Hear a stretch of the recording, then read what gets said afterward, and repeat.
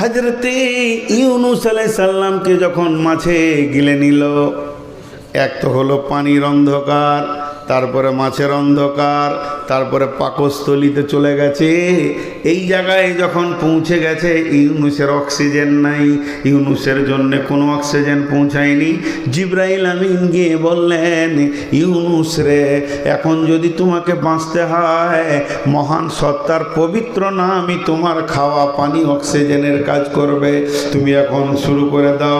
হযরতে ইউনূস শুরু করলেন, লা ইলাহা ইল্লা আনতা সুবহানাকা ইন্নী কুনতু মিনাজ জালিমিন। সকলে একবার জোরে বলি, লা ইলাহা ইল্লা আনতা, জোরে বলেন, লা ইলাহা ইল্লা আনতা সুবহানাকা ইন্নী কুনতু মিনাজ জালিমিন।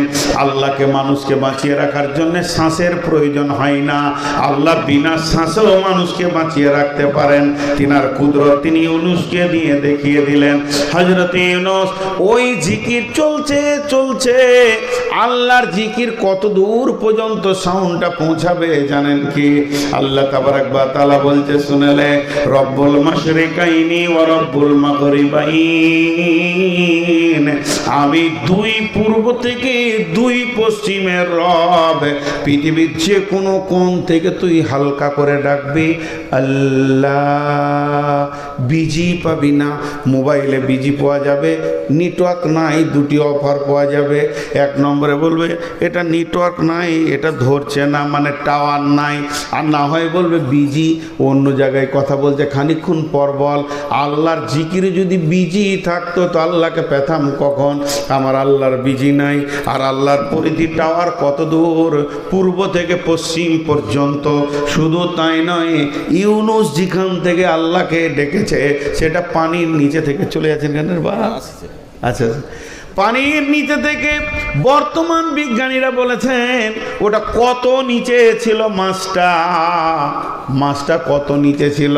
বলে পানির ওপর থেকে 800 মিটার নিচে ছিল। বর্তমান বিজ্ঞানীরা বলছেন সে 800 মিটার নিচে থেকে ইউনূস বলছেন, লা ইলাহা ইল্লা আনতা সুবহানাকা ইন্নী কুনতু মিনাজ জালিমিন। এই আওয়াজ আরশ পর্যন্ত পৌঁছেছে। আমার রবের সিংহাসনের পাশে বিন বিন বিন বিন বিন বিন বিন বিন করে আওয়াজ, ইউনূসের আওয়াজ প্রতিনিয়ত পৌঁছাতে রয়েছে। এবার আওয়াজটা আস্তে আস্তে ক্ষীণ হয়ে আসছে, দুর্বল হয়ে আসছে। আর সে পায়ে ধরে আছে 8 জন ফেরেশতা, তারা মাবুদকে বলছে, মাবুদ এবার ইউনূসকে মাফ করে দেন।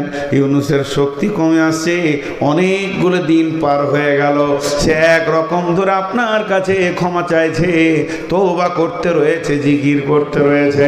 যখন এই খবরটা পৌঁছালো, আমার রব মাফ করে দিলেন। এবার যে মাছের পেটে ছিল তার কি হলো? বমি বমি ভাব এলো। আল্লাহ রাব্বুল আলামিন মাছকে বললেন, সমুদ্রের মাঝে বমি করবি না, একটা জেল থেকে বেরিয়ে তাহলে আর একটা জেলে চলে যাবে, তোকে পাড়ের কাছে চলে যেতে হবে। পাড়ের ধারে গিয়ে ইউনূসকে বমি করে দিল। ইউনূস যেমন ঢুকেছিল তেমনি বের হয়ে গেল। এই কাজটা আল্লাহ করলেন কেন? এর ভিতরে কি জ্ঞান ভান্ডার লুকানো আছে? নিশ্চয়ই এর ভিতরে কিছু লুকানো আছে। ইউনূস ছিল মাছের পেটে, ইউনূস ছিল মাছের পেটে, আমরা আছি দুনিয়ার পেটে। মিলিয়ে নেন, ইউনূস ছিল মাছের পেটে, আমরা আছি দুনিয়ার পেটে। ইউনূসকে মাছ যেমন খেয়েছিল ওই রকম অক্ষত রিটার্ন দিয়েছে। আমাদেরকে পৃথিবী যেদিন পেয়েছে সেদিন নিষ্পাপ পেয়েছে। যেদিন পৃথিবী আমাদেরকে বিদায় করে কবরে দিবে, নিষ্পাপ দিতে বাধ্য হবে। যদি ইউনূসের কালেমাটা আমরা জিন্দেগিতে আমলে আনতে পারি, একবার মহব্বতের সঙ্গে সকলে বলি লা, জোরে বলেন, লা ইলাহা ইল্লা আনতা সুবহানাকা ইন্নী কুনতু মিনাজ জালিমিন। এই আয়াত, এই তো কালেমা যদি ঠিক মতো জিন্দেগিতে জিকিরার আমলে আনতে পারে, তাহলে ইউনূসের যেমন একটা লোম ও মাছ হজম করতে পারেনি, বাকি খাবারগুলো হজম হয়ে গেছিল। পৃথিবীর বুকে আমাদের চারিদিকে জুয়োতাস লুডু দাবা হজম হয়ে যাবে। আমাদেরকে একটা কলঙ্ক লাগাতে পারবে না। যেমন নিষ্কলঙ্ক পৃথিবীতে এসেছে নিষ্পাপ হয়ে শিশু, ওই রকম নিষ্পাপ রিটার্ন দিতে বাধ্য হবে পৃথিবী। আমার গায়ে এতটুকু দাগ লাগাতে পারবে না। তাহলে আল্লাহর জিকিরের ক্ষমতা কত! এখন যদি বলে আগুনের ভিতরে থাকা যায় কি? আল্লাহ তাবারক ওয়া তাআলা ইব্রাহিমকে রেখেছিলেন তার স্মরণের মধ্য দিয়ে। ইব্রাহিমের স্মরণ অনেক বড় ছিল। এখন যদি এরকম প্র্যাকটিক্যাল একটা একটা নবীকে দেখানো যায়, তাহলে জিকিরে আল্লাহর ক্ষমতা অনেক বড় লুকানো আছে, আমরা খুঁজে পাইনি, এর জন্য জীবনে জিকির করিনি। আর একটা কথা জিজ্ঞেস করি, একটা বিরাট পাথর, এই ধরেন এই টেবিলটা গোটা 10 লাগবে। সুবহানাল্লাহ, কত কষ্ট করছে। ভাগ্য ভালো আমরা ইমাম লয়, না হলে কি কষ্ট। এখন যদি শুয়ে যাই তো কমিটি বকবে। তো খুব ধ্যান, একটা জিনিস, বিরাট একটা পাথর এখানে আছে, তো ওটাকে সরাবো, 3 জন 4 জন লেগে এক চুল হিলেনি। তখন আমরা এখানে বসে গেলাম জিকিরে, সুবহানাল্লাহ, আলহামদুলিল্লাহ, ওয়ালা ইলাহা ইল্লাল্লাহ। আল্লাহ পাথরটা সরিয়ে দাও, দু হাত সরলেই কাজ হয়ে যাবে। রাস্তাটা হচ্ছে না, আল্লাহ ঢালাইটা হচ্ছে না। সরবে কে বলছে সরবে? ওকে ধরে নিয়ে খালি জিকির করা সরবে, কথা বলে না, সরবে। বুখারীর হাদিস আছে, সরবে, হাত লাগবে না, পা লাগবে না, ক্ষমতা লাগবে না, সরবে। মুসলমান, আল্লাহর নামের যে কি ক্ষমতা আছে আমরা জানি না, এর জন্যে আল্লাহকে ডাকি না।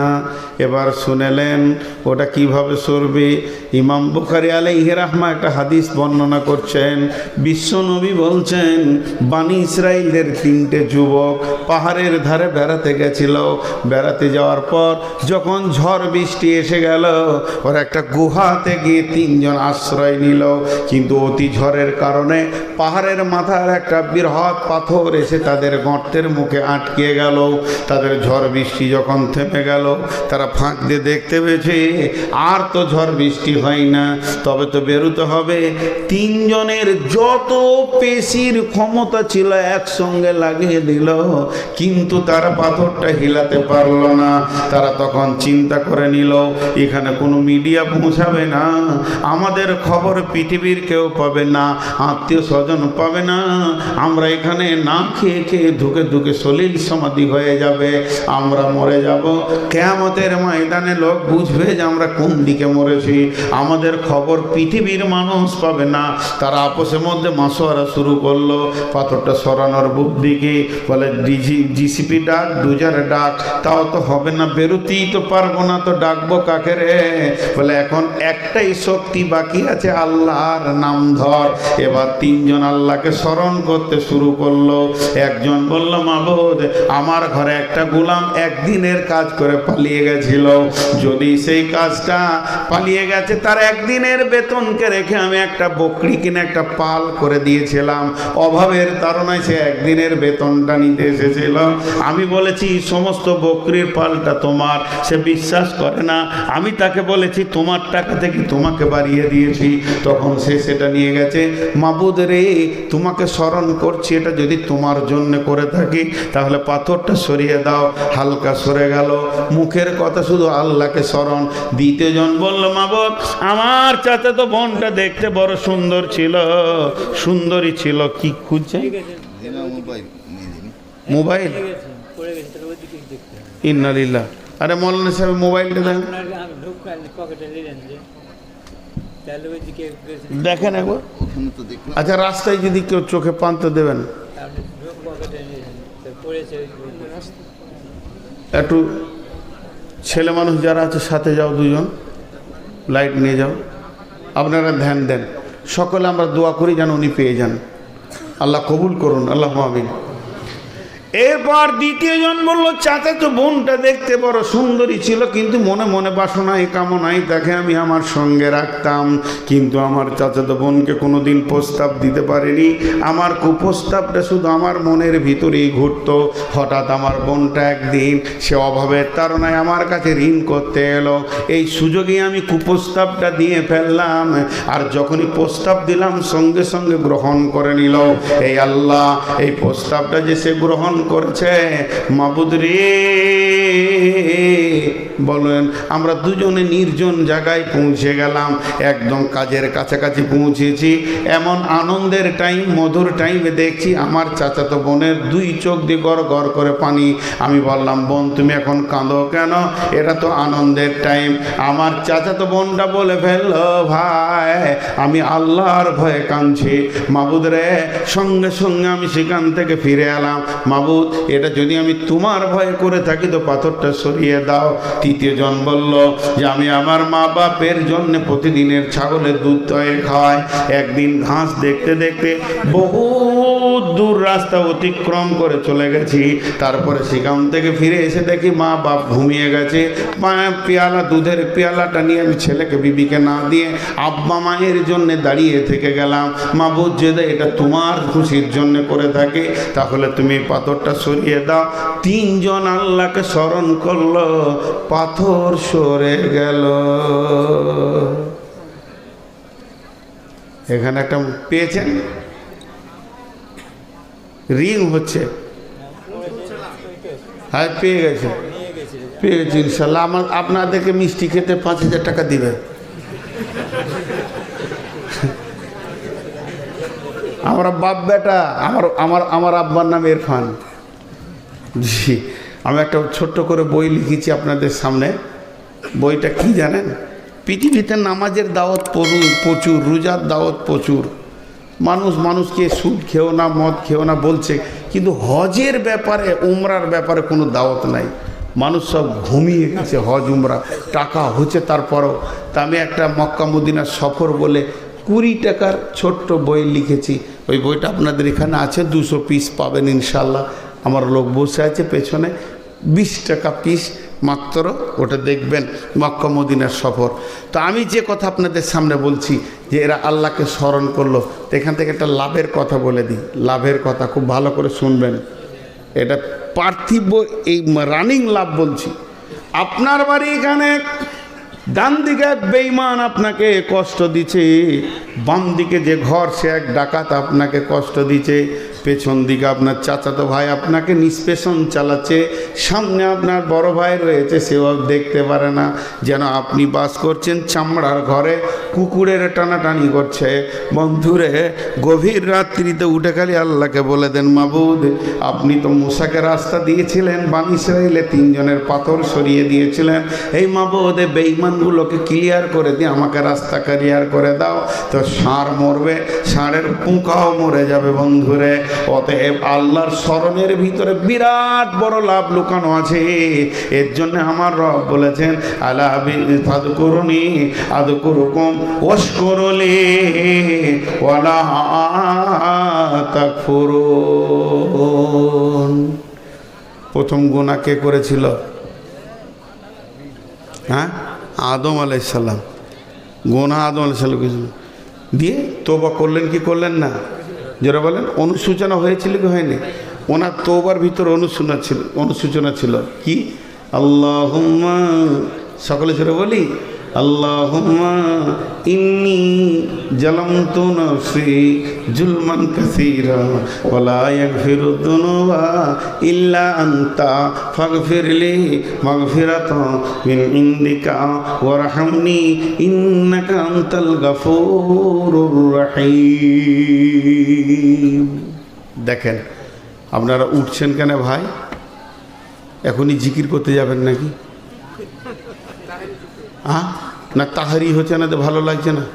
আও আও আও আও বলছে, দয়ার নবী আমার ভিসা লাগিয়ে দাও। আচ্ছা, নবী কি হাই কমিশনার? তোকে মদিনার ভিসা লাগাবে? মদিনার ভিসা লাগিয়ে দাও।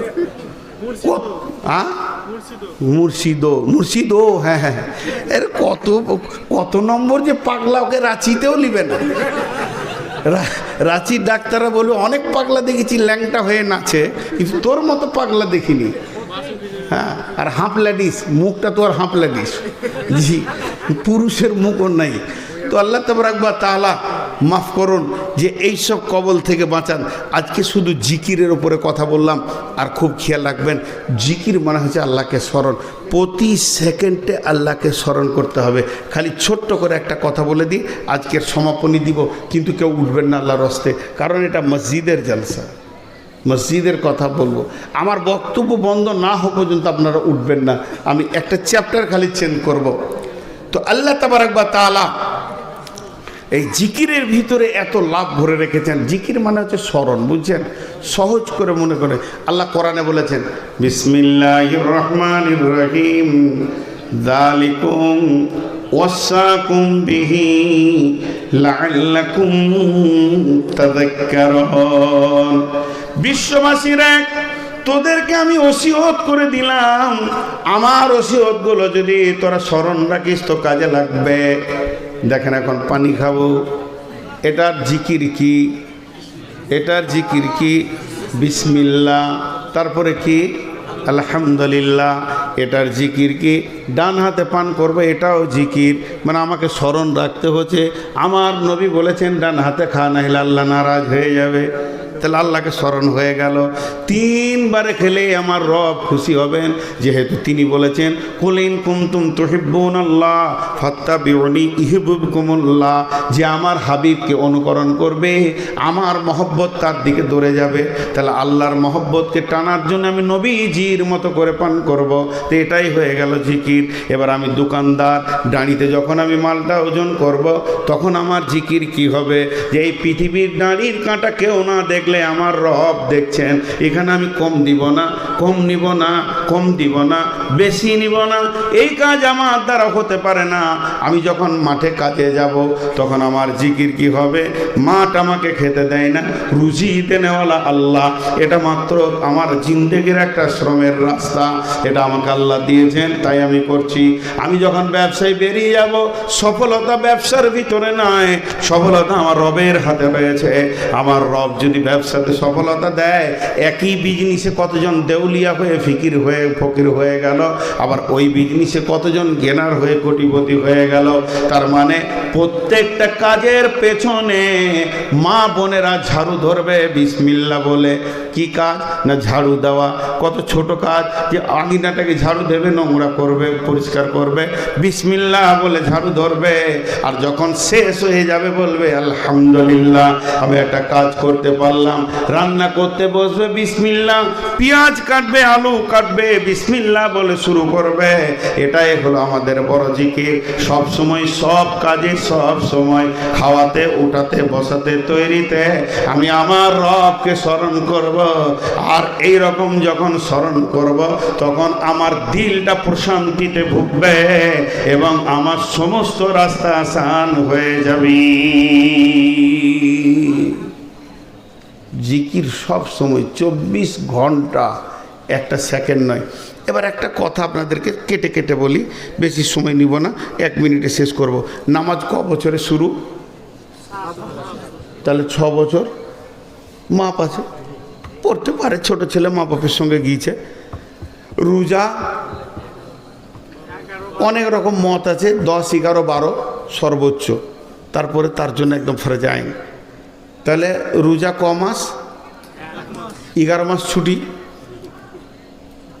আর নামাজ দিনে কয়বার? বাকি ফাঁকা জায়গাগুলো কি ছুটি। এখন আমাদের ছুটি আছে যতক্ষণ পর্যন্ত ফজর আজান না হবে। তাহলে নামাজ হলো, রোজা হলো। হজ জীবনে একবার, বাকি টাইম ছুটি। টাকা থাকলে তুমি 10 বার যাওয়ার অসুবিধা নেই।